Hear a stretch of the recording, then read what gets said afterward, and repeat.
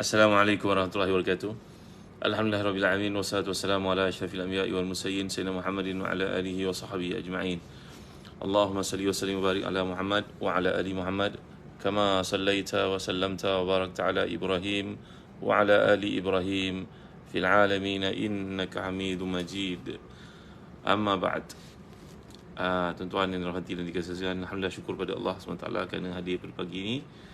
Nur Mazdin, Fafariza, Umi Atia, Nurli, sahabat dekat Facebook, dekat Insta, dekat TikTok, Hairul Anwar Salam, semua yang hadir pada pagi yang mulia ni, alhamdulillah syukur. Syekh Nizam, Hijrah biiznillah, barakallahu fikum. Terima kasih semua. Jangan lupa sharing pada teman kita yang lain, kerana topik pagi ni sangat penting. Kerana bicara ni pada hadis Nabi SAW tau, bukan cerita-cerita dongeng, iaitu tentang fitnah akhir zaman yang telah saya buka sedikit perbincangan awal beberapa hari lalu daripada kitab Fathul Bari. Ini kitabnya, Fathul Bari. Kitab yang sangat menarik ini menjanjikan kepada kita satu penjelasan tentang hadis-hadis daripada Sahih Bukhari secara lengkap, terperinci. Dan inilah kelebihan yang terdapat pada Al-Imam Ibn Hajar Al-Asqalani dalam huraian beliau kepada hadis-hadis Nabi SAW. Baik, saya dah ceritakan kepada tuan-tuan bahawa pada zaman Nabi timbul satu kemusykilan, iaitu kelahiran seorang budak yang pelik, yang ibunya berkata bahawa beliau telah mengandungkan anak lakinya ini selama lebih 10 tahun. Nak tahu lebih lanjut? Tunggu sikit lagi. Anwar Syahidin, barakallahu fikum. Salah terbuat, jangan lupa sharing pada teman kita yang lain. Moga ini menjadi satu jariah ilmu kita pada pagi yang mulia ni, mengajak mereka untuk memahami hadis-hadis Nabi SAW. Kita seperti yang Nabi gambarkan, dekat dengan akhir zaman ni macam-macam fitnah akan berlaku. Fitnah berarti ujian kepada orang beriman. Jadi antara ujian yang paling hebat ni yang Nabi mengingatkan kita tentangnya adalah Dajjal. Dajjal bukannya organisasi, tapi dia merupakan satu individu. Dian Yusuf, Al-Wasalan, Salina Nina, Masya Allah, Langsui datang juga, Syakir Syafidi, Al-Wasalan, Khai, Al-Wasalan, Fizal Zahri. Jadi jangan lupa tahu, baca kitab Fathul Bari ni alhamdulillah telah diterjemahkan lengkap oleh pasukan ilmiah daripada Pusaka Imam Syafi'i. Imam Syafi'i ni biasa mengadakan book fair bersama kami Telaga Biru di kalau kita pergi ke WTC macam yang lepas pada bulan 6 yang lalu. Mereka menterjemahkan buku-buku daripada bahasa Arab. Jadi Fathul Bari ni antara karya hebat yang pernah lahir dalam Islam, sehingga setengah para ulama mengatakan la hijrata ba'dal fathi, la fatha ba'dal fathi. Kalau dah baca Fathul Bari ni, lengkaplah ilmu hadis kita, kefahaman hadis kita akan menjadi lebih detail dan lengkap dan tepat. Ini kata-kata para ulama lah yang menggambarkan kelebihan yang daripada kitab Fathul Bari. Baik, saya bacakan sebelah hadis ni bagi tuan-tuan yang sebelum ni tak hadir. Hadis yang ke-3057 dalam susunan Sahih Bukhari. Dan Salim mengatakan, Ibn Umar berkata, kemudian Nabi bangkit di hadapan para sahabat memuji Allah dengan pujian yang layak baginya. Selepas itu beliau mengungkapkan tentang Dajjal. Beliau berkata, Nabi SAW katanya, baginda berkata, sungguhnya aku mengingatkan kamu agar berhati-hati terhadap Dajjal. Dan tak ada seorang Nabi pun melainkan dia mengingatkan kaumnya agar berhati-hati terhadap Dajjal. Nuh telah memberi peringatan kepada kaumnya, akan tapi aku akan memberitahu kepada kamu ciri Dajjal yang belum pernah diucapkan oleh seorang Nabi pun kepada umatnya. Hendaklah kamu tahu bahawa Dajjal itu buta sebelah mata, sedangkan Allah tidak buta. Jadi perhatian yang diberikan Nabi ni, Ainwari, barakallahu fikum, kamu ingat, adalah bertujuan untuk menjaga akidah kita umat Islam akhir zaman, kerana pada waktu itu orang rancak menukar agama mereka. Pada waktu pagi Islam, petang kafir, petang Islam, pagi kafir, menjual agamanya dengan tujuan untuk dapat habuan dunia yang sementara. Pada ini pun kita dapat lihat kalangan masyarakat yang tidak malu, tidak segan untuk buat apa sahaja asalkan dapat habuan dunia. Maka akhir zaman besok menyaksikan lebih dahsyat lagi fenomena ini. Jadi Nabi telah pun menjelaskan bahawa antara ciri-ciri Dajjal yang patut kamu tahu adalah Dajjal ini buta, sedangkan Allah itu tidak buta. Ini mereka kata pula yang mata satu itu duit Amerika lah, tunjuk pula gambar menara jam dekat Kaabah itu pun merupakan Dajjal. Ini mengapu-apu lah tuan-tuan. Bahawasanya kita belajar daripada hadis, Dajjal ini bukan organisasi, bukan negara, dia merupakan satu individu. Rujia pada Jumaat ni, doa mudah-mudahan sakit nanti kita doakan ke hujung. Allahumma syfikum, ya Allah sihatkanlah siapa saja yang sakit dengan kami. Fazil Jimat, Fadil Harun, Barakallahu Tarmizi, Al-Hasan semua yang hadir pada pagi yang mulia ni. Jangan lupa sharing pada teman kita yang lain, kerana diskusi ini diskusi yang membangkitkan iman, mudah-mudahan mengajar kita untuk tahu tanggungjawab kita di akhir zaman ini. Baik, kita sambung pada muka surat ke 188 daripada kitab Fathul Bari, jilid yang ke berapa ni? Jilid yang ke-23 ya. Baik. Nabi telah pun berjumpa dengan budak lelaki yang pelik, yang meramalkan berbagai perkara tentang masa depan ini, dan Nabi telah bertanya kepadanya soalan-soalan yang telah kita pelajari. Apakah soalan-soalan itu? Antaranya Nabi bertanya, adakah engkau bersaksi bahawa aku ini merupakan Rasulullah? Jawapan Ibn Sayyad, ya, aku bersaksi bahawa engkau ini merupakan utusan Allah kepada golongan Ummiyin. Sengaja dia tak cakap Rasulullah, kerana bagi dia Nabi ini khusus kedatangan Nabi SAW adalah untuk orang-orang Arab sahaja. Ya, ini kesombongan yang ada pada bangsa mereka lah, bangsa Bani Israel. Baik. Azin Ibn Bashir Munayir berkata, Nabi mengenalkan Islam kepada Ibn Sayyad kerana anak itu bukan Dajjal. Menurut huraian oleh Ibn Hajar, alasannya bukan kerana Nabi telah mengetahui Ibn Sayyad bukan seorang Dajjal. Oleh kerana Nabi ingin menguji hal ihwal Ibn Sayyad dengan pertanyaan baginda. Apabila Ibn Sayyad menjawabnya, maka hampir dapat dipastikan bahawa dia bukan Dajjal.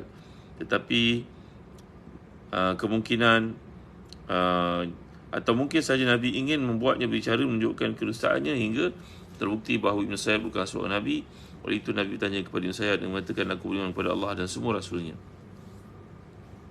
Jadi tindakan Nabi bila mendengar perkara yang berlaku bahawa di Madinah telah pun dihebohkan bahawa budak lelaki ni menceritakan perkara-perkara gaib, perkara yang pelik-pelik.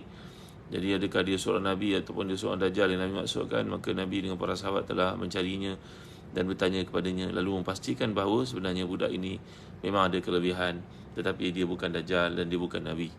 Nabi Muhammad SAW adalah Nabi yang terakhir. Al-Qurtubi mengatakan buatan Ibn Sayyad sama seperti buatan para dukun. Terkadang dia mengkhabarkan sesuatu yang gaib, benar, kadang-kadang salah. Lalu hal itu tersebar sementara tiada wahyu diturunkan berkait dengan dirinya. Maka Nabi ingin menguji kebenaran dirinya dengan cara-cara tertentu. Jadi boleh dikatakan bahawa alasan Nabi mendatangi Ibn Sayyad adalah untuk menguji keadaan anak itu. Nampak ni.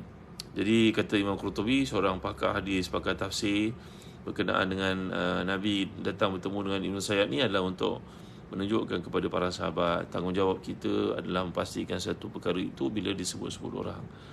Jangan duk hearsay saja, dengar orang cakap terus kita buat keputusan kita pula salah. Maka menjadi tanggungjawab kalau kita menjadi pemimpin, bila ada satu fitnah yang berlaku, kita kena selesaikan dengan betul, dengan cara yang berhikmah dan juga berhikmah. Jadi Ibn Sayyad ini memang tak menafikan, beliau menceritakan banyak benda-benda pelik yang belum berlaku. Dia meramal-ramal perkara-perkara akan datang. Dan sebahagian daripada kata-katanya betul. Ini yang menjadikan kekeliruan. Ini tuan-tuan, ada orang yang tidak demikian. Ni pakar ajaran sesat ni, golongan ajaran sesat ni. Kami banyak lagi, sampai di setengah negeri dalam Malaysia dikira munculnya ajaran sesat itu setiap saat. Muncul beberapa ajaran sesat. La haula wa quwwata illa billahil aliyyil azim. La ilaha illallah Muhammadur Rasulullah. Ya. Ahmad melihatkan daripada hadis Jabir, seorang wanita Yahudi melahirkan seorang anak dan salah satu matanya buta, yang lain itu pula terjojol keluar. Nabi datang bertanya kepadanya kerana bimbang kalau itu merupakan Dajjal. Tirmizi melihatkan secara marfu' daripada Abu Bakar, bapa daripada Dajjal tinggal selama 30 tahun tanpa dikurniakan anak. Kemudian mereka melahirkan seorang anak yang memberikan mudarat dan paling sedikit manfaatnya. Dan Nabi menggambarkan ciri-ciri kedua orang tuanya. Lalu baginda berkata, bapanya tinggi, memiliki sedikit daging dan hidungnya seperti paruh burung. Adapun ibunya badannya besar, kedua tangannya panjang. Lalu kami Abu Bakar mendengar apa yang diceritakan Nabi itu, bahawa seorang anak dilahirkan menepati ciri tersebut. Lantas aku dan Az-Zubair bin Awam pergi kami masuk menemui kedua bapanya, iaitu Ibn Sayyad. Ternyata keduanya memang memiliki ciri-ciri seperti itu. Ini kebetulan lah tuan-tuan. Kerana seperti disebut oleh para ulama hadis, Nabi bila menceritakan bapa dan juga ibu kepada Dajjal, kebetulan ciri-ciri itu sama dengan apa yang terdapat pada ibu bapa Ibn Sayyad ni tadi.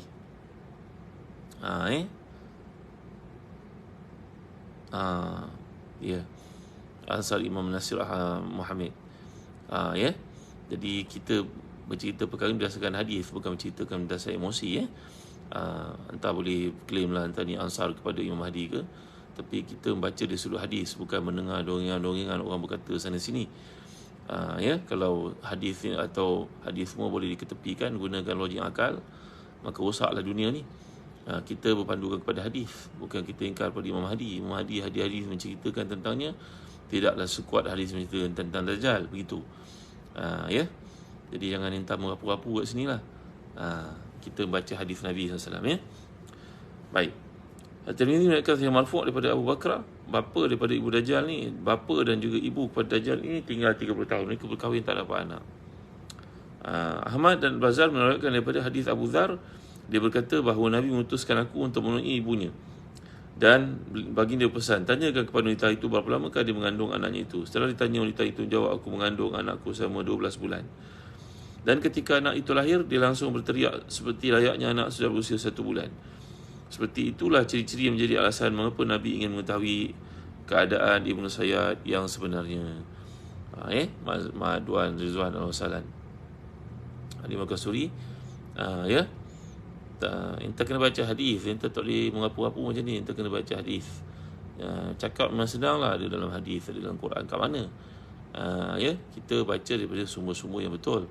Bukan mendengar orang berkata, puak itu golongan ini. Ya. Mana dia guru entah yang berkata demikian? Siapa dia? Ilmu hadis mana dipelajarinya? Daripada mana tempat dipelajarinya? Kitab apa yang dipakai? Ini penting untuk kita faham. Ya. Baik.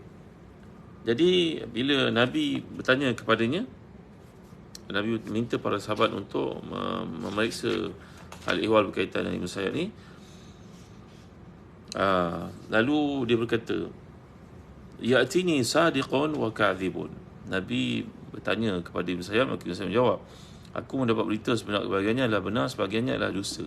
Dalam hadis Jabir diriwayatkan daripada Tirmizi, yang diriwayatkan Imam Muslim dengan sanad yang serupa, dengan redaksi yang serupa, disebutkan waqala ara haqqan wa batilan wa ara arsyan 'alal ma'.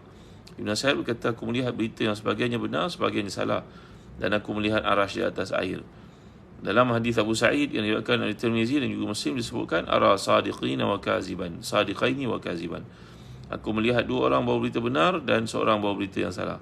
Sementara dalam riwayat Ahmad disebutkan ara arsyan al-bahri haulahul hitan. Aku melihat arasy di atas laut dan sekitarnya terdapat ikan-ikan. Jadi tuan-tuan, jadi perkara yang disebutkan di sini adalah Ibn Sayyad melihat perkara-perkara yang pelik-pelik. Seperti yang telah saya sebutkan sebelum ni, bahawa beliau ni memiliki kelebihan untuk menceritakan perkara-perkara yang mengagumkan. Ini adalah ciri-ciri pembohong. Kerana Dajjal ini bukan seorang, tuan-tuan. Nabi menyatakan ada 30 orang Dajjal. Ini pembawa ajaran sesat ni semua merupakan Dajjal. Kerana nanti kita akan lihat dalam kajian-kajian dia buat, orang membawa ajaran sesat ni ciri-cirinya hampir sama saja semua. Pertama, dia cari power, dia cari kuasa, cari pengaruh, cari followers lah. Kemudian nanti dia akan cakap benda-benda merapu-rapu. Dan orang suka pada benda-benda yang merapu-rapu tu. Kerana ada sebahagian daripada umat Islam, dia tak suka membaca, tak suka menuntut ilmu. Dia akan kagum pada perkataan yang merapu-rapu yang diungkapkan oleh seseorang. Ya. Misalkan negara kita yang kurang penekanan terhadap ilmu hadis ni. Kat negara-negara Arab pun, tuan-tuan, ramai orang awam tertipu. Kerana kejahilan, sedangkan ramai ulama' di kalangan mereka yang baca hadis. Jadi tuan-tuan dan hati dan dikasihan, kita melihat tak apa, biarkan Ansar Imam Nasir Muhammad ni, ya, dia akan dia bercakap apa-apa yang memang benda-bendanya tidak jelas dan tidak ada bukti, tidak ada sanadnya, orang yang membawakannya pun bukanlah ahli ilmu, mimpi bukannya hujah dalam Islam, tuan-tuan, ya.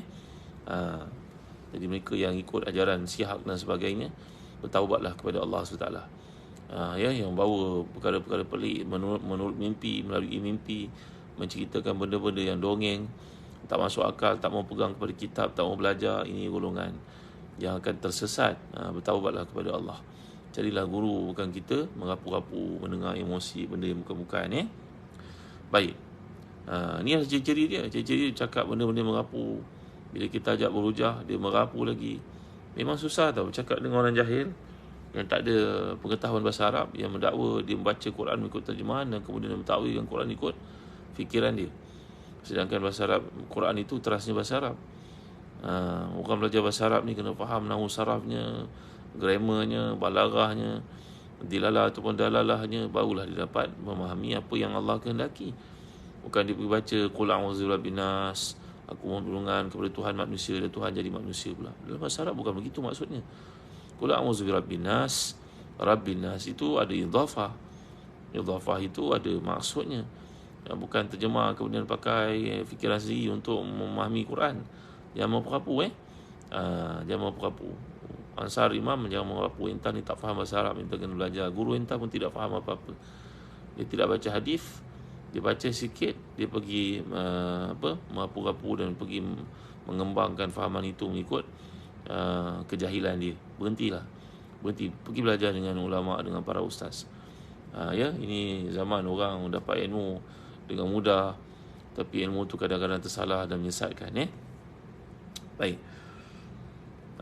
Jadi ini adalah kata-kata Ibn Sayyad yang mengkagumkan orang. Dia kata dia nampak arash dan dia boleh explain benda yang zaman dulu, kalau zaman sekarang pun orang bercerita benda-benda dongeng macam ni, maka akan dapat perhatian lah. Kerana dia mampu untuk menerbadikkan satu image itu, menceritakan satu benda itu seolah-olah melaluinya. Azhar Safin, Habibah Yaakob. Ni saya tegur ada orang kat TikTok ni, ada hamba Allah ni masuk ke TikTok dalam keadaan dia tidak faham apa-apa. Dia mendakwa gurunya itu Imam Mahdi. Penjelasan tentang Imam Mahdi ni bukan kita boleh sewenang-wenangnya berkata orang tu Imam Mahdi, orang ni Imam Mahdi. Apa kriterianya, kualitinya? Dah baca hadis ke penjelasan taman-taman orang Pakistan tiba-tiba mendakwa menjadi Imam Mahdi? Kita kena tahu negara India dan Pakistan antara negara yang paling mekar dan semarak ajaran-ajaran sesatnya. Jadi kita kena belajar daripada sumber yang betul, daripada hadis yang betul, daripada ulama yang betul, bahan yang betul. Saya bercerita kepada tuan-tuan ni kerana saya belajar pada guru saya, bukan saya merapu tuan-tuan. Saya belajar pada guru-guru saya ketika di Jordan, di Baghdad, di Mesir. Guru-guru membaca hadis ini mereka mempunyai sanad. Bukan duduk merapu termenung malam-malam mimpi tiba-tiba datang nak cerita pada tuan-tuan. Di mana amanahnya kita belajar. Baik. Kemudian disebut lagi perkataan di sini, qala lubisa. Kalau begitu syaitan telah mencampur adukkan berita kepadamu. Ini tadi. Memang ada orang yang punya kemampuan untuk menceritakan. Latif Harun, Hafiz Omar menceritakan benda-benda yang memang kalau kita fikirkan pelik lah. Tapi dalam pelik itu menarik lah. Ni ada akal manusia yang memang Allah berikan kelebihan macam tu. Dia boleh bercambar, berkembang, rancak pemikirannya. Mungkin kerana banyak bahan bacaannya, pergaulannya. Jadi memang tak menafikan. Tapi bagi Ibn Sayyad ni daripada lahir saja sudah memiliki kapasiti seperti orang dewasa, capability yang luar biasa. Baik. Jadi Nabi telah pun beritahu kepada para sahabat bahawa budak ni memang memiliki kelebihan, tapi kelebihan ini hasil daripada pengaruh syaitan untuknya. Seperti yang saya ceritakanlah dalam kuliah lalu. Dia berkawan dengan syaitan, jin ni boleh kaki membaca buku tu baru keluar ini dia dah baca tahu isi kandungan semua. Orang semua terkejut. Sedangkan buku tu bukan satu jilid, ada berpuluh-puluh jilid. Dia faham, dia baca. Dia tidak baca tapi dia faham dan menceritakan isi kandungnya seolah-olah buku tu belum lagi ada di pasaran, baru terbit. Tapi dia telah baca kerana dia berkawan dengan jin yang punya kelebihan-kelebihan tersebut, membolehkannya untuk memahami dengan detail satu perkara itu. Aziz, akhiran macam mana orang itu pengaruh yang sesat. Memang manusia memiliki, ada di kalangan mereka yang memiliki potensi untuk memahami dan mengikuti ajaran sesat dan cenderung serta taksub pada ajaran sesat. Zaman Nabi lagi kita semua tahu kan, Nabi SAW ni, Nabi bawa Islam, ramai para sahabat ikut, dan ada sebahagian yang murtad ikut dengan Al-Aswad Al-Ansi sebagai contohnya, yang ikut dengan Musailimatul Kazzab. Macam mana dia boleh faham? Macam mana dia boleh ikut? Macam mana dia boleh tentang Nabi SAW, berpegang dengan Nabi seperti berlaku di Yamamah? Jadi hairan. Pengikut ajaran sesat ni memang ada kat mana-mana pun. Kadang-kadang kita pun rasa pelik, macam mana dia boleh terima benda itu dengan mudah. Ya, betul.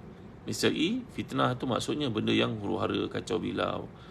Bahkan guru saya ceritakan fitnah ni berlaku dalam hidup umat Islam apabila hak yang sepatutnya diberi kepada orang layak dinafikan. Contohlah anak tu graduate daripada universiti dengan kerusian yang cemerlang dan dia layak untuk memohon satu jawatan. Dia pun isi borang, dia pun temu duga online dan sebagainya. Tapi dia dinafikan hak kerana tempat itu telah pun diisi oleh orang yang punya kabel. Kan ini dipanggil kabel kan. Kerana diiklankan di mana-mana tempat itu hanya sebagai satu SOP saja sebagai wayang saja. Yang sebenarnya jawatan itu telah pun diisi oleh kaum keluarga terdekat.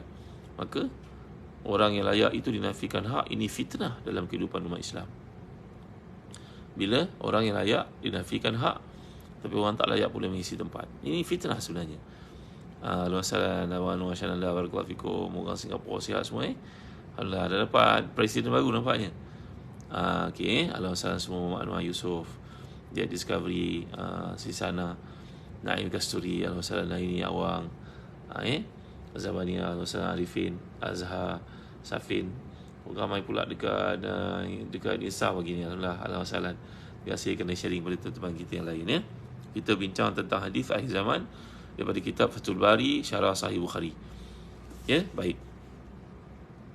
Lalu sungguhnya aku ini kad khabatu laka khibaan. Sungguhnya aku menyembunyikan satu daripadamu. Lafaz khibat ini biasanya dibaca dengan mengkasrahkan kha atau memfathahkannya juga dibaca khabaan. Iaitu yang maksud makna kalimat ini adalah aku menyembunyikan sesuatu di hatiku daripadamu. Jadi tuan-tuan, dalam hati ada sesuatu yang tak dapat diungkapkan dalam kata-kata Nabi SAW ini. Wadduh, itu adalah asap. Duh ni, lafaz ini dibaca dengan mendhamakan dal dan setelahnya kha. Dalam kitab Muhkam menyebutkan dibaca dengan fathah huruf kha dan disebut sebagai az-zakhu, iaitu dengan fathahkan zal menggantikan dal, yang mentafsirkannya sebagai perkara yang berkaitan dengan persetubuhan suami isteri. Ini tuan-tuan, maknanya si Ibn Sayyad ni tadi benarlah kata-kata orang ramai yang Nabi dimaklumkan bahawa dia bercakap benda-benda yang pelik-pelik, benda-benda yang merapu-rapu, dan sebahagian daripada kata-kata itu tidak difahami oleh pendengar, tapi yang tak difahami itu menyebabkan mereka seronok untuk mendengarnya, dan dia mula mengumpul pengaruh. Sedangkan Nabi masih ada lagi pada masa itu. Nabi SAW ada di kalangan mereka. Datang seorang budak yang mempunyai idea pelik ni, yang bercakap benda-benda pelik ni. Kadang-kadang tuan-tuan tengok ada cerita-cerita kartun. Tuan-tuan perasan tak? Dalam TV, anak-anak kita pun kadang-kadang tengok juga cerita-cerita kartun ni. Merapu-rapu ceritanya, tapi yang merapu-rapu tu orang suka untuk tengok. Betul kan? Benda tak masuk akal, benda pelik-pelik. Jadi tak mustahil kalau kita kaitkan tentang Dajjal ini, satu makhluk yang bercakap benda yang merapu-rapu tapi mengumpulkan pengaruh kelilingnya. Walaupun akhirnya para ulama hadis telah mentahqiqkan bahawa Ibn Sayyad ni bukannya Dajjal, seperti yang saya telah huraikan kepada tuan-tuan sebelum ni. Baik. Jadi sebenarnya dalam konteks ini Ibn Sayyad memaksudkan sebagai dukhan, bukannya zukh yang bererti bersetubuh tadi. Tapi kalau betul pun dia mengatakan zukh tadi, bahawa menunjukkan kepada kita bahawa Ibn Sayyad ni mengumpul pengaruh keliling orang kelilingnya untuk kagum dengannya kerana cerita-cerita pelik yang dikemukakan itu. Kerana ada sebahagian manusia memang cenderung kepada mendengar cerita-cerita pelik, cerita-cerita tak masuk akal. Dia suka dengar cerita macam tu, kan tuan-tuan? Kadang-kadang kita tengok social media pun, kita pun jadi lalai. Tengok benda tak ada kena-mena. Kita apa pentingnya kucing tu dipakaikan baju, di sekolah kan, bercakap dengan kucing ni kan merapu-rapu tuan-tuan. Apa faedah dapat kan baik masa yang ada tu Hadi Talha ada baca Quran ke, baca tafsir ke. Terima kasih sahabat yang menyokong daripada Hakim, barakallahu fikum. Terima kasih. Ini anak start masuk tafsir di Hakim semula. Mudah-mudahan Allah beri keberkatan kepada kita semua. Mudah-mudahan dapat mentafsirkan keseluruhan Quran dalam umur yang berbaki-baki ni. Ia rasa macam umur pun tak panjang lah tuan-tuan. Mudah-mudahan dapatlah kita buat kebaikan pada akhir-akhir umur kita ni tuan-tuan. Roza Razu, Musyidah, Salam semua sahabat yang hadir. Saniyatan, barakallahu fikum. Terima kasih. Alhamdulillah di bawah lembayung Al-Quran. Pagi ni anak start kuliah tafsir semula di Hakim. Mudah-mudahan Allah beri kesempatan untuk kita menamatkannya dengan saki baki umur yang tinggal. Amalia, alhamdulillah, barakallahu fikum. Terima kasih. Jadi Al-Bazzar dan Tabarani dan kitab Al-Awsat mereka daripada hadis Zaid bin Harithah berkata Nabi menyembunyikan surat Dukhan dalam hatinya dari Ibn Sayyad. Seperti perawi menyebutkan lafaz surah tapi dimasukkan adalah satu bahagian saja lafaz Dukhan. Ini riwayat daripada Ahmad, daripada Abu Razak. Aku menyembunyikan dalam hati, iaitu yauma ta'tis sama'u bidukhanin mubin. Jadi kata-kata Ibn Sayyad ni kata-kata yang penuh misteri. Dia menceritakan benda-benda yang manusia tak nampak, dan sebahagian daripada kata-kata ni itu betul dan sebahagiannya menepati apa yang Nabi SAW fikirkan. Mengapakah Ibn Sayyad hanya menjawab dengan lafaz dukh? Kenapa tak kata dukhan? Dukhan yang penuh kan? Qatabi mengatakan bahawa ketika ayat ini tertulis di tangan Nabi, dan Ibn Sayyad tidak dapat berita selain daripada lafaz yang kurang, layaknya yang umum terjadi pada dukun. Ini kadang-kadang dalam kehidupan kita bertemu dengan orang yang boleh mendakwa, mengetahui selok-belok hidup kita, perihal hidup kita. Orang ni namanya dukun, pawang, tok nunjung dan sebagainya. Jadi Ibn Sayyad ni memiliki ciri-ciri tersebut. Dia mengetahui apa yang Nabi nak ucapkan itu tapi tak lengkap. Sepatutnya sebut dukhan tapi disebut dukh. Ya. Jadi tuan-tuan dimiliki Allah sekalian, ini adalah satu misteri dalam pengetahuan yang terdapat oleh Ibn Sayyad. Oleh kerana itu Nabi bertanya kepadanya, engkau tidak akan melebihi kemampuan orang seperti dirimu, iaitu kemampuan para dukun sepertimu yang menerima dari syaitan yang dalamnya bercampur kebenaran dan kedustaan. Nabi mengingatkan para sahabat, mengingatkan Ibn Sayyad ni, janganlah terlalu obses sangat dengan apa yang ada. Kerana barangkali apa yang kau terima itu benar, sebahagian besar daripadanya dusta. Kerana yang bawa berita itu kepadamu adalah jin, syaitan yang menginginkan supaya kau sesat. Ya, Abu Musa Al-Madini menuturkan bahawa salah satu pelajaran dapat dipetik daripada soalan Nabi, interview Nabi terhadap Ibn Sayyad ini tadi, adalah bahawa Isa bin Maryam akan membunuh Dajjal di gunung Ad-Dukhan. Lalu Nabi menggunakan bahasa kiasan tentang hal itu kepada Ibn Sayyad. Qatabi berpendapat bahawa penjelasan Abu Musa tidak menepati kebenaran. Menurutnya yang benar Rasulullah SAW menyembunyikan Ad-Dukh daripada Ibn Sayyad. Ad-Dukh adalah tumbuhan yang ada di antara kebun-kebun. Alasannya kerana gunung Ad-Dukhan tidak mungkin dapat disembunyikan di tangan atau dalam lengan baju. Qatabi juga mengatakan bila kita katakan bahawa Nabi menyembunyikan nama Ad-Dukhan dalam hatinya daripada Ibn Sayyad, mungkin ada yang menanyakan bagaimana mungkin Ibn Sayyad atau syaitan yang dapat mengetahui apa yang ada dalam hati Nabi. Jawabnya, kemungkinan Nabi sempat berbicara tentang dirinya sendiri dengan para sahabat dengan menyebut lafaz itu sebelum beliau menguji Ibn Sayyad, lalu syaitan mencuri pendengaran baik seluruhnya atau sebahagiannya. Ini cerita tentang bagaimana pula apa yang terdapat dalam hati Nabi pun dapat diterokai oleh syaitan, dan syaitan itu telah mengkhabarkan kepada Ibn Sayyad. Ini soalannya. Ya, maka kata Al-Khattabi, Imam Khattabi, seorang ahli hadis yang terkemuka, mungkin sebelum Nabi berjumpa dengan Ibn Sayyad tu, Nabi telah bersembang dengan para sahabat, bercerita dengan para sahabat. Nabi bercerita tentang perkara yang berkaitan dengan Dajjal ini, dan antara perkara yang berkaitan dengan Dajjal adalah Dukhan. Surat Dukhan boleh, ataupun gunung Dukhan boleh, tempat nanti Sayyidina Isa bin Maryam membunuh Dajjal. Maka syaitan yang mendengar bicara Nabi itu mencuri maklumat tersebut dan leka-leka beritahu pada Ibn Sayyad sebelum Ibn Sayyad datang bertemu, Nabi bertemu dengannya. Ini pernah saya ceritakan dalam surah Al-Baqarah ayat 102 yang lalu, wattaba'u ma tadlu syayatin ala mulki Sulaiman. Bahawa antara peranan syaitan dan juga kawan dengan tok nujum, dengan pawang dan juga bomoh, dukun sebagainya, adalah syaitan itu akan mencuri berita daripada seseorang sebelum orang itu datang bertemu dengan dukun tersebut. Contoh, seorang fulan ni bercerita dengan bininya, abang nak pergi jumpa dengan bomoh lah, dan jumpa orang kata fulan tu dekat ujung kampung tu, dia boleh melawan ni, abang ni malam tu malam rasa macam kena keruk-keruk badan. Dia cerita pada isteri dia. Ni karin yang ada pada lelaki ni, atau karin yang ada pada isterinya, mendengar bincang itu. Karin kafir, tuan-tuan. Karin ni seekor jin yang dijadikan oleh Allah untuk menyesatkan manusia, lahir bersama dengan lahirnya seorang manusia itu, namanya karin.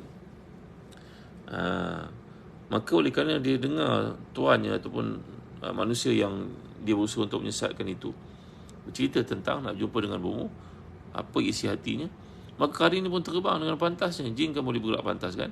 Sebelum orang ni pergi jumpa dengan bomoh dukun itu, maka karin itulah bertemu dengan dukun dan mengatakan bahawa nanti petang pukul 4 lebih kurang fulan akan datang. Fulan ni dia sakit sekian-sekian, dia isinya nama sekian-sekian, keluarga yang duduk kat sini. Maka menjelang waktu yang ditentukan itu, Dijanjikan dia pun pergi dapatkan rawatan. Sebelum dia buka mulut, bomoh itu dah cakap dah, oh engkau ni, oh bini kau, oh engkau sakit. Terkejut lah dia. Wih, bomoh ni tahu benda gaib. Ini bukan benda gaib tuan, ini benda yang berlaku dalam kehidupan kita. Lantas disampaikan kepada bomoh dukun pawang itu menerusi Karin yang punya connection networking. Ni kita networking syaitan. Maka perkara semikian boleh berlaku terhadap Nabi SAW sendiri ketika Nabi menceritakan kepada para sahabat tentang beberapa perkara berkaitan Dajjal, antaranya dukhan itu. Maka jin syaitan yang mendengar telah pun menyampaikan kepada Ibn Sayyad terlebih dahulu sebelum Nabi bertemu dengan Ibn Sayyad. Maka Ibn Sayyad telah mengetahui sikit sebanyak fokus diskusi yang akan berlaku itu. Fauzi Ismail ni, alhamdulillah semua. Kazufron, alhamdulillah Intan Nusina, ya, sahabat daripada Indonesia, dari Brunei, dari Singapura, dari Thailand, dari Malaysia. Alhamdulillah semua yang hadir. Barakallahu. Baik. Jadi kat sini Nabi mengatakan ikhsa, ya, falan ta'du qadraka, engkau tidak akan melebihi kemampuan orang seperti dirimu. Maksudnya engkau tidak akan melebihi apa yang Allah takdirkan bagimu, atau engkau tidak akan melebihi kadar kemampuan para dukun sepertimu.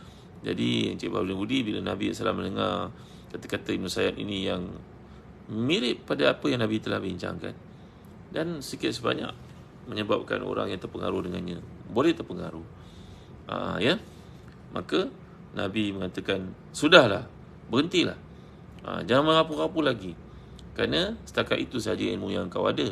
Selebihnya kau kena tahu daripada semua yang betul daripada aku, kata Nabi SAW. Ya, kenapa keduanya dipanggil Al-Masih? Al-Masih Dajjal dengan Al-Masih Isa bin Maryam. Al-Masih Dajjal dipanggil Masih Dajjal kerana mamsuh al-ain, kerana Dajjal ini mata sebelahnya mata sebelahnya buta, maka dipanggil mamsuh. Ini dalam apa dipanggil sebagai di sudut menggambarkan buruknya rupa Dajjal, dipanggil Al-Masih Dajjal. Manakala bagi Nabi Isa dipanggil Al-Masih kerana Nabi Isa ni salah satu mukjizat yang daripada baginda, dia menyapu, memegang tubuh orang yang kena kusta, dia boleh sembuh, kan. Memegang orang telah mati, dihidupkan semula oleh Allah SWT. Kan disebut dalam, sebagai contohnya dalam surah Ali Imran, kan, menceritakan tentang mukjizat yang Allah beri kepada Nabi Isa. Juga mungkin makna masih yang ada pada Nabi Isa itu kerana akhir zaman nanti Nabi Isa akan muncul, akan diturunkan semula oleh Allah untuk memerintah dunia dengan keadilan. Makna berarti kat situ yamsahu az-zulma, Nabi Isa akan memadamkan segala bentuk keburukan dan kezaliman yang berlaku dalam kehidupan manusia. Jadi masaha itu digunakan dalam erti kata benda yang baik, dan membawa juga makna yang satu benda yang buruk, iaitu dari sudut fizikal kejadian macam Masih Dajjal. Itu bahasa Arab. Ya. Yusof, tengok ingat tafsir Kak Hakim. Alhamdulillah, ini dah masuk semula Kak Hakim untuk segmen tafsir Quran. Boleh dengar semula, insyaAllah. Jadi tuan-tuan, jadi perkataan macam bahasa Arab ni panggil maula. Sallallahu ala sayyidina wa maulana Muhammad. Maula merujuk kepada makna Tuhan, bahkan merujuk juga kepada zat Allah yang agung, maula. Tapi maula juga merujuk kepada bekas hamba yang dimerdekakan. Jadi digunakan dengan dua maksud. Maksud yang tinggi, maksud yang paling rendah, iaitu manusia bertara hamba yang dibebaskan. Jadi kita lah yang kena faham sudut konteks ayat. Begitu Ustaz Sabi Sadiqin. Jadi masih untuk Nabi Isa merujuk kepada kemuliaan, ketinggian, mukjizat. Masih untuk Dajjal merujuk kepada makna perkataan yang lebih kurang sama, tetapi merujuk kepada keadaan fizikalnya yang tertutup mata sebelahnya, kerana mamsuhal ain, matanya sebelah buta. Faham Jadi Al-Masih Isa bin Maryam lain daripada Al-Masih Dajjal. Baik Baik. Apabila benar dirinya adalah Dajjal, demikian lafaz yang banyak disebutkan dalam majoriti naskah Sahih Al-Bukhari. Dalam naskah Al-Kushmihan disebut iyakunhu, iaitu dengan menyambut dhamirnya, dan konteks kalimat seperti yang dibenarkan Imam Malik, itu juga dhamir yang rujuk kepada kalimah itu.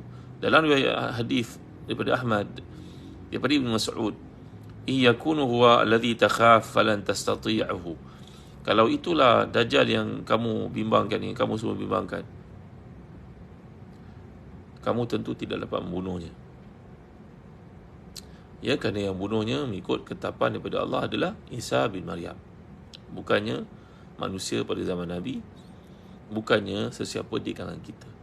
Yang akan bunuh Dajjal adalah Nabi Isa. Ya, bagi kata yang mengatakan Imam Mahdi akan bunuh Dajjal, itu silap.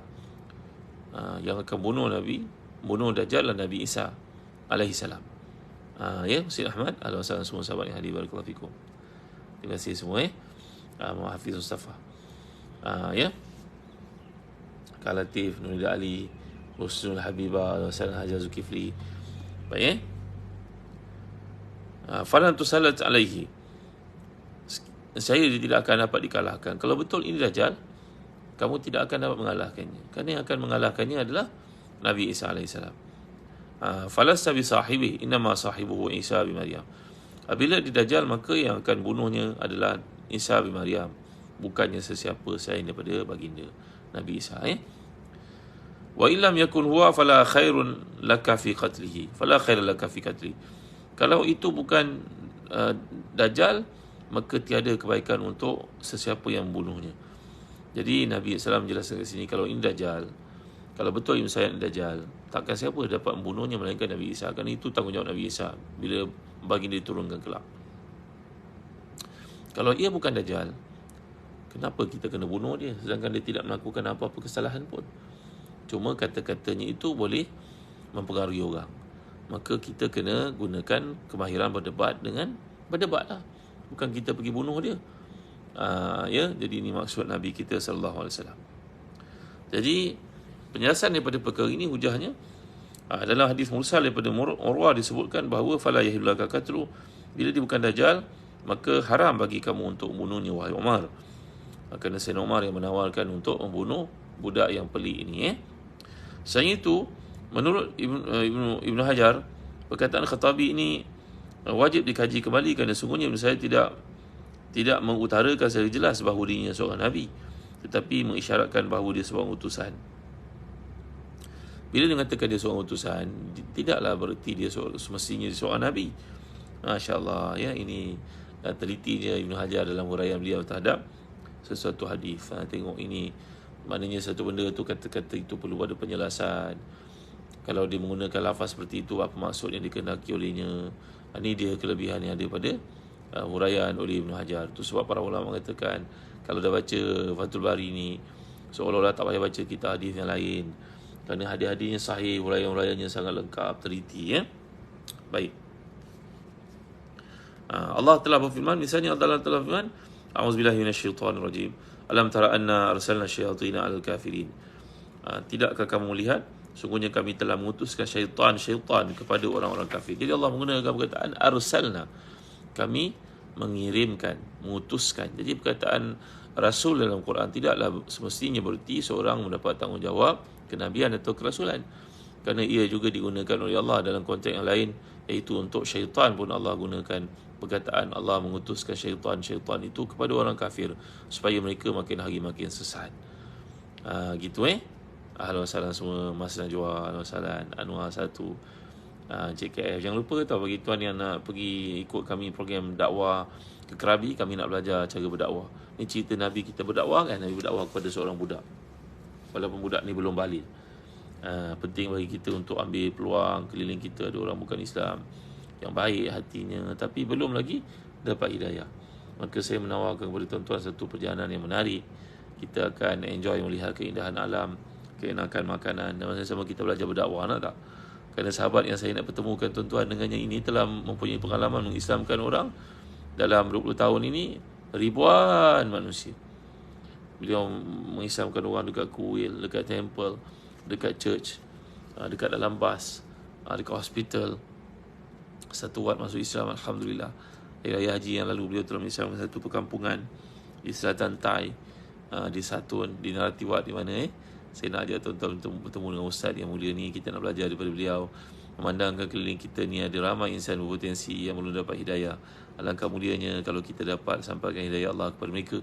Siapa yang kita usahakan dengan kalimah yang betul, waktu yang betul, mengambil kira peluang-peluang yang betul.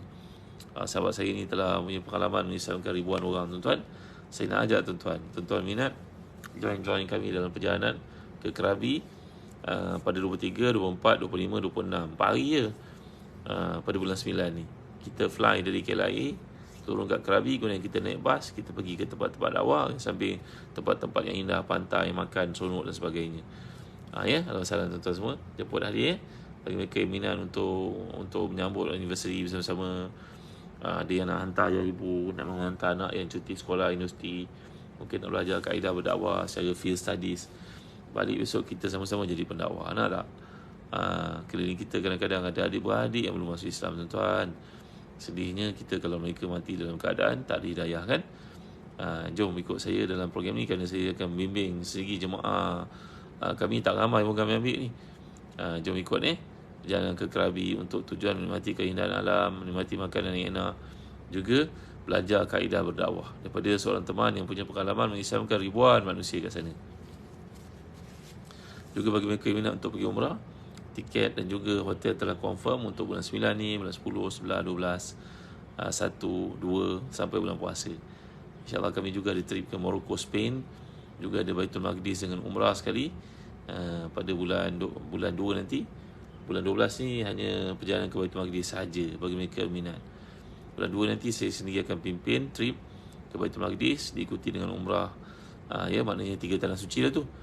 Bagi mereka yang minat, jom ikut kami trip ke Baitul Maqdis, ke Jordan, ke Morocco, Spain, ke mana lagi, ke Balkan, ke Turki, ke Uzbekistan. InsyaAllah tahun depan kita ada banyak lagi rombongan ke Uzbekistan untuk pergi melihat tempat-tempat hadis, melihat Quran yang pernah dipegang dibaca oleh Sayyidina Osman ketika baginda dibunuh.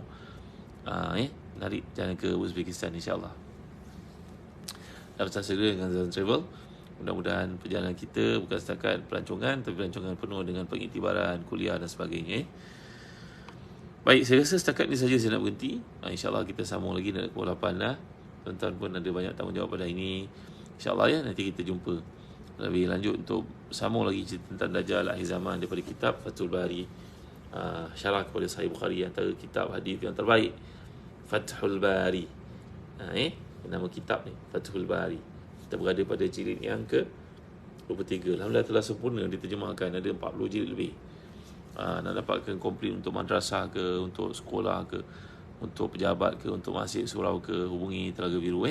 Buku ni sangat bagus, sangat menarik, sangat baik, kerana huraiannya ni iktiraf ulama di timur dan di barat. Imam Ibn Hajar adalah seorang ulama mazhab Syafi'i, ahli hadis yang hebat dari Mesir. Saya pernah ceritakan tentang riwayat hidup beliau. Inilah kitab beliau, telah lengkap diterjemahkan di pusaka Imam Syafi'i. Boleh jadikan koleksi kat masjid. Masjid ada duit, boleh beli. Jangan simpan je duit, tuan-tuan. Jadikan dia sebab untuk masyarakat menimba ilmu. Sedangkan ilmu yang kita timba daripada sosial media tak begitu tepat. Mereka kena baca dari sumber yang betul. Ini dalam bahasa Indonesia tapi kita faham. Ni saya bacalah, tuan-tuan. Terima kasih semua pada yang hadir. Jangan lupa sertai kami trip ke Krabi pada hujung bulan ni, tak lama lagi.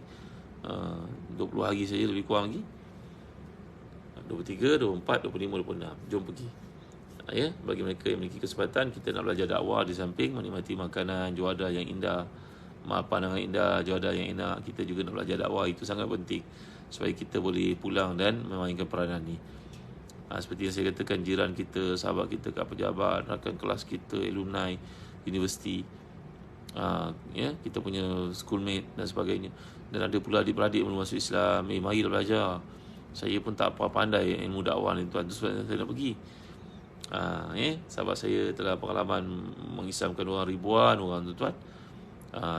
Sahabat di Singapura pun boleh ikut. Alhamdulillah semua. Dari Brunei pun boleh ikut. Tapi kita fly dari KLIA lah. Terima kasih sekali saja dulu. Sallallahu alaihi wasallam wa ala alihi wasallam. Alhamdulillah rabbil alamin. اللهم اغفر لنا ذنوبنا ولوالدينا وارحمهم كما ربنا صغارا ولجميع اصحاب الحقوق علينا من المسلمين والمسلمات المؤمنين والمؤمنات برحمتك يا ارحم الراحمين وهب لنا من ازواجنا وذريتنا قرة اعين وجعلنا للمتقين اماما واتم لنا نورنا واغفر لنا انك على كل شيء قدير ربنا لا تزغ قلوبنا بعد إذ هديتنا وهب لنا من رحمة انك انت الوهاب ربنا هب لنا من الصالحين وهب لنا من لدنك رضوان طيبا انك سميع الدعاء ونهب لنا من ازواجنا وذريتنا قرة اعين وجعلنا للمتقين اماما اللهم أعنا على ذكرك وشكرك وحسن عبادتك اللهم مقلب القلوب ثبت قلوبنا على دينك اللهم صرف قلوبنا على طاعتك Rabbana atina fid dunya hasanah wa fil akhirati hasanah wa qina adzabannar. Wa sallallahu ala sayyidina Muhammad wa ala alihi wa sahbihi wasallam. Terima kasih tuan, terima kasih kerana hadir, terima kasih kerana sebarkan kalimah Allah di muka bumi. Mudah-mudahan apa yang kita panjangkan itu tanda cinta kita kepada Islam dan sebagai usaha kita untuk mengajak manusia mengenali, mengamalkan Islam, ya, untuk meninggikan kalimah Allah di muka bumi. Terima kasih Marini Ramli. Jumpa lagi pagi esok insya-Allah. Terima kasih semua yang hadir. Rudia Muhammad Zain, Nur Kadira, Farha, Titan Champion, ya, terima kasih semua. Tak mampu nak sebut nama kalian semua. Kalian semua dalam hati ana insya-Allah. Terima kasih. Wassallallahu ala sayyidina Muhammad wa ala alihi wasallam. Walhamdulillahirabbil alamin wa barakallahu fikum. Assalamualaikum warahmatullahi wabarakatuh. Terima kasih Nur Basman, Azian Ahmad. Terima kasih Sutra, Zaiful Fuad. Yang belum join kami dekat Sahabat Ustaz Hazan, boleh buat demikian dekat Telegram kami. Telegram Sahabat Ustaz Hazan, join Ada banyak nota, fakta dan doa yang dikumpulkan oleh Umi Fatih, oleh Ustaz Safi Sadiqin dan sebagainya. Terima kasih Syida Hasan, terima kasih hamba Allah, terima kasih Tiramlah, Jamiza, terima kasih semua. Terima kasih Ila Saleh, Rakam, Farhad, terima kasih Poji, Aishrin, terima kasih semuanya. Mufarah, Marini Ramli, terima kasih Jamila Saleh, terima kasih semua. Assalamualaikum warahmatullahi wabarakatuh.